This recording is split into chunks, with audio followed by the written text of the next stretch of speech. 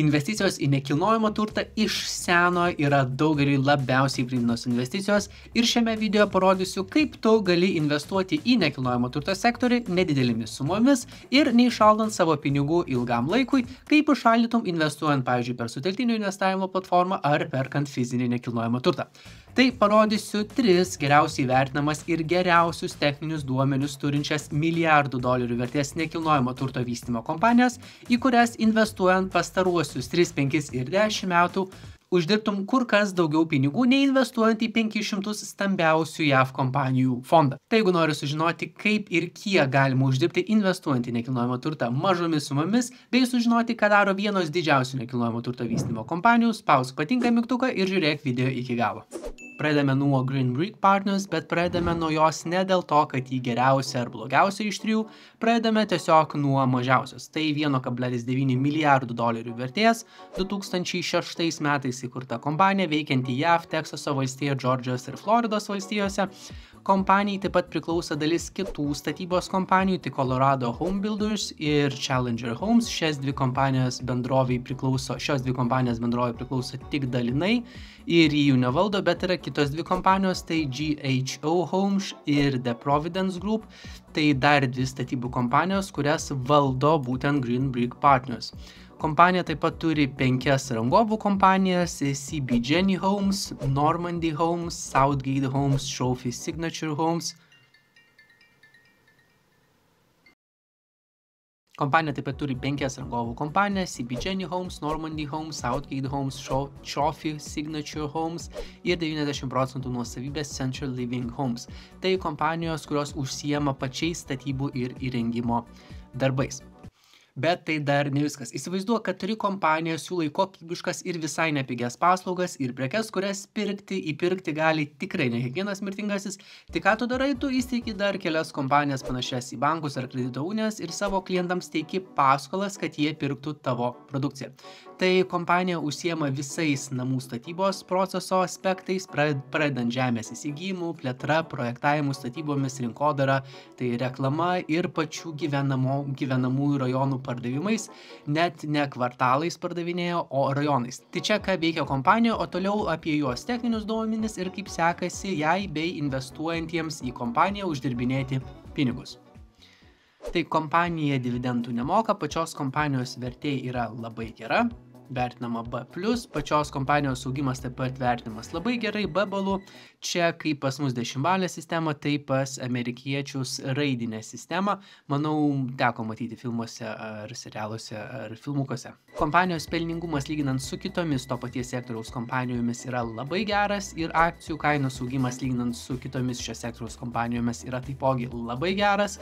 Ir per pastaruosius 3 metus kompanijos akcijų kaina pakilo 105% daugiau nei bendra JAV akcijų rinka. Per pastaruosius 5 metus 265% labiau ir vertinant pastarąjį 10-metį kompanijos akcijos brango 780% labiau negu S&P 500 stambiausių JAV kompanijų indeksas, Amerikos kompanijų indeksas. Ir duomenimis grįstos analizės indikacija yra Strong Buy. Antra kompanija yra Pulte Group, įkurta kiek seniau, tai 56 metais seniau nei pirmoji ir jos vertė jau nebe keli milijardai JAV dolerių, o kiek virš 16 milijardų dolerių. Kompanija, kaip ir prieš tai buvusi kompanija, pati randa sklypus, planuoja ir visą gyvenamosios paskirties projektus, tiek vienbučius, tiek dvibučius namus, kotedžų tipo butus ir paprastus butus. Bendrovės projektus vysto kitos bendrovės kompanijos, tai Context, Pulte Homes, Delbep, Divosta Homes, American West, John Wild Homes and Neighborhoods. Ir sprendžiant iš visų svetainių dizainų, bendrovė yra arba labai gerai optimizavusi savo išlaidas ir neišlaidavo kur nereikia, arba tiesiog rado vieną puikiai visur veikiantį svetainės dizainą. 2022 metų gale bendrovė turėjo viso 211 112 sklypų, kuriuose ruošiasi statyti namus, kas Lietuvos masteliu būtų baisiai didelis skaičius. 2023 metų pradžios duomenimis Vilniuje yra 302 414 gyvenamosios paskirties objektų, Kaune 165 561 gyvenamosios paskirties objektų. Tai ši kompanija turi 211 112 sklypų. sklypų, 112 sklypų ir jeigu nors kas antrame iš jų pastatytų po dvibutį namą ir visiškai nestatytų kotedžo tipo būtų ar daugiabučių, tai galėtų apgyvendinti visus Lietuvos sostinės gyventojus ir gan patogiai, ne po 4 į kambarį. Na ir pati kompanija padeda įsigyti būstus su paskolomis, iš ko irgi uždirba pinigų. Kompanija išmoka dividendus akcijų turėtojams kas ketvirtį ir pastaruosius 5 metus didina išmokamų dividendų procentą. Kompanijos vertė vertinama gerai, B balui, kompanijos augimas vertinamas vidutiniškai, C- balui, bet tai gan normalu brandžioms kompanijoms. Toliau bendrovės pelningumas vertinamas labai gerai ir akcijos kainų augimas vertinamas puikiai. Beje, visi vertinimai yra nebendriniai visai rinkai. Kiekvienas vertinimas vertina pagal konkretaus sektoriaus parametrus, to paties sektoriaus kompanijos lygina tik su to paties sektoriaus kompanijomis prieš gaunant vertinimo balus. Statybos kompanijos negalima lyginti su sveikatos priežiūra sektoriumi ar technologijų sektoriumi. Ir per pastaruosius 3 metus kompanijos akcijų kaina kilo 36% daugiau nei bendra JAF akcijų rinka, per pastaruosius 5 metus 140% labiau ir vertinant pastarąjį dešimtmetį kompanijos akcijos brango 184% labiau nei 500 stambiausių JAF kompanijų indeksas. O duomenimis grįstos analizės indikacija yra Strong Buy. Tai ši kompanija, kuri labai panorėjus galėtų apgyvendinti viso Vilniaus ir Kauno miesto gyventojus, nėra dar pati didžiausia. Pirminis mano planas buvo parodyti 5 kompanijas, bet kai surinkau visą informaciją, supratau, kad vargu ar bus daug tokių pakvaišėlių kaip aš, nors ir mėgstančių nekilnojamą turtą, kurie būtų pasiryžę pusvalandį klausytis apie statybų kompanijas. Todėl sugalvojau, kad parodysiu, kur ką pažiūrėti vertinant šias 3 kompanijos, o apie kitas duosiu pasiskaityti savarankiškai. Tai prie šio video aprašyme bus kelios papildomos nuorodos, kur gali rasti daug išsamios informacijos. Tai tau reikės išskleisti video aprašymą, kuris bus šiek tiek žemiau po patinka mygtuku, o prieš tęsiant toliau, kaip jau turbūt ir atspėjai, laikas paspausti patinka mygtuką, jeigu to dar nepadarai, nes tik paspaudus šį nuostabų mygtuką, šį video pamatys daugiau žmonių ir labai galimai sužinos apie baisiai paprastą būdą investuoti į nekilnojamo turto sektorių, apie kurį dabar žinai ir tu. Tai ačiū tau, o jeigu dar tik planuoji pradėti investuoti, bet dar nesi 100% apsisprendęs ar apsisprendusi, bet nori, kad tavo pinigai uždirbinėtų tau pinigus, o užsiregistruojant atidaromos vertybinių popierių sąskaitą, per kur investuoju ir aš pats, esu išbandęs 4 skirtingus online brokerius, čia man gavosi patogiausiai ir moku vienus mažiausių mokesčių, o gal 5. Tai čia gaunasi moku mažiausius mokesčius už akcijų ir fondų įsigijimą, vienam didžiųjų bankų mokėjau 5 kart didesnius mokesčius, o užsiregistravus su specialia nuoroda, kuri bus prieš šio video, pirmą mėnesį investuoti galėsi nemokant jokio administracinių mokesčių ir galėsi gauti iki $700 vertės akciją dovanų, kad investavimas būtų dar įsimintinesnis. Ir visai neblogas ROI gaunasi už 10 minučių registraciją, bent jau pakol ši akcija galioja.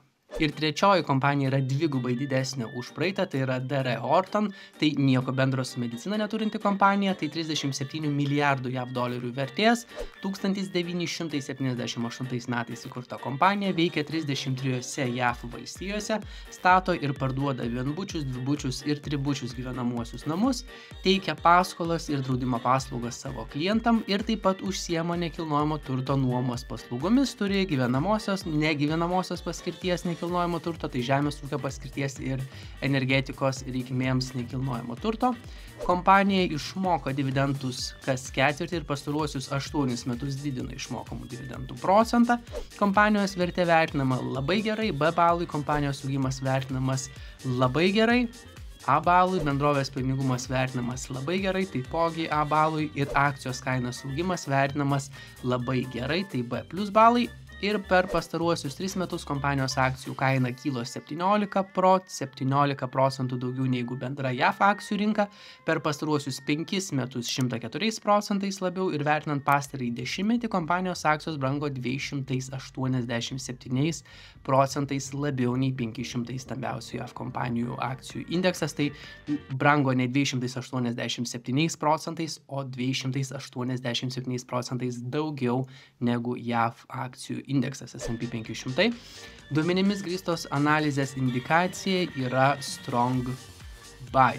Tai visos šios 3 kompanijos turi vienus geriausius veiklos rodiklius savo sektoriuje ir vertinant pastaruosius 3, 5 ir 10 metų turi kur kas geresnius rezultatus. Tai yra, jei investuotum pastaruosius 3, 5 ir 10 metų į šias kompanijos turėtum kur kas geresnius rezultatus nei investuojant į 500 stambiausių JAV įmonių S&P 500 indeksinį biržoje prekiaujamą fondą. Green Brick lenkia JAV akcijų rinkos rezultatus 105, 265 ir 780% vertinant 3, 5 ir 10 metų laikotarpius, Pulte Group 36, 140 ir 184% ir DR Horton 17, 104 ir 287% turi geresnius rezultatus vertinant 3, 5 ir 10 metų laikotarpius. Tai turėtum labai pasistengti, kad tiek uždirbti pinigų nuomojant kokį butą.